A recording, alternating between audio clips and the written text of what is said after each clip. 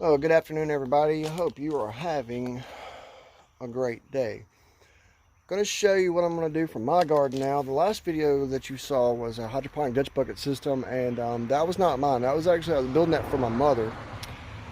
And I was going to build me one as well, but gosh, hers took 2 cubic foot bag, actually another small bag, a perlite. I have to order another bag of perlite. I have to order more paint strainer bags, and I have to order more nutrients. And I just decided I'm just gonna do my no. I'm gonna be lying to you if I tell you hydroponic Dutch bucket systems they're not cheap.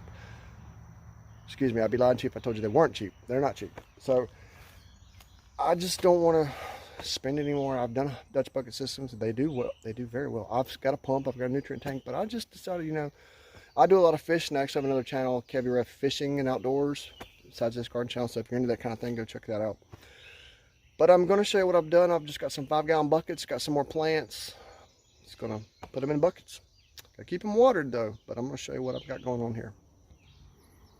Okay, right here is a couple bags of just compost manure. Then I got 4 cubic feet there, 2 per bag of the Miracle-Gro potting mix. Got a couple plants picked up today. I've got some more, but I went ahead and picked up. I think I got a German Johnson, Cherokee Purple, some basil, jalapeno pepper. Well, heck, I got 2 peppers. I don't even know what I got. I forgot, but we'll get into that later. So here's the buckets I picked up from Tractor Supply. They're not too bad. Lowe's buckets are way more expensive. As you can see, though, I took my drill and put some holes in the very bottom. That's for drainage.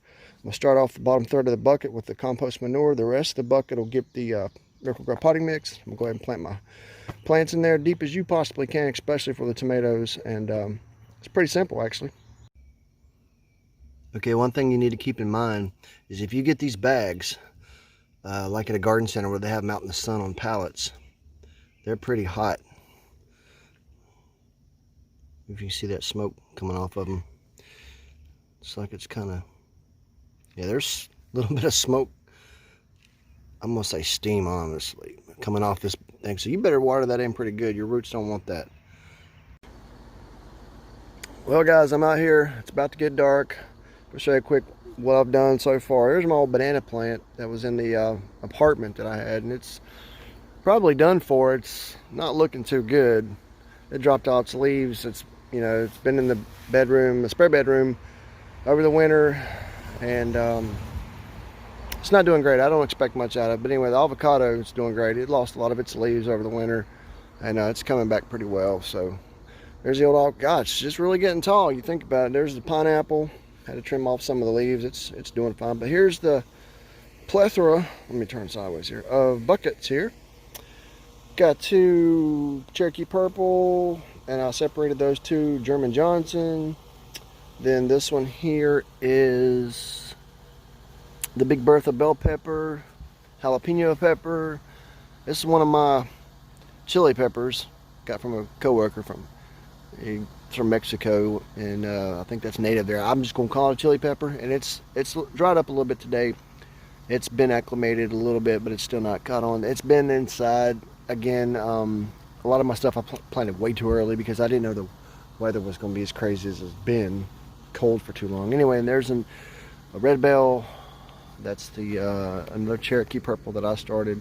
Basil I planted tonight. Broccoli, still got a couple more of them to pot on, and that's aroma. So there they go. Plenty of buckets there.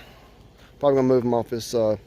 That's actually a French drain for the front of the house there. As you can see, there's a hill up there, and it drains so the water doesn't come into the front of the house. So I got them sitting there for now, just so I can mow around them. I'm probably going to have to move them off into the lawn here in a little bit, because the roots will grow from the buckets down into the ground. And still got some more things over here, some onions, some more.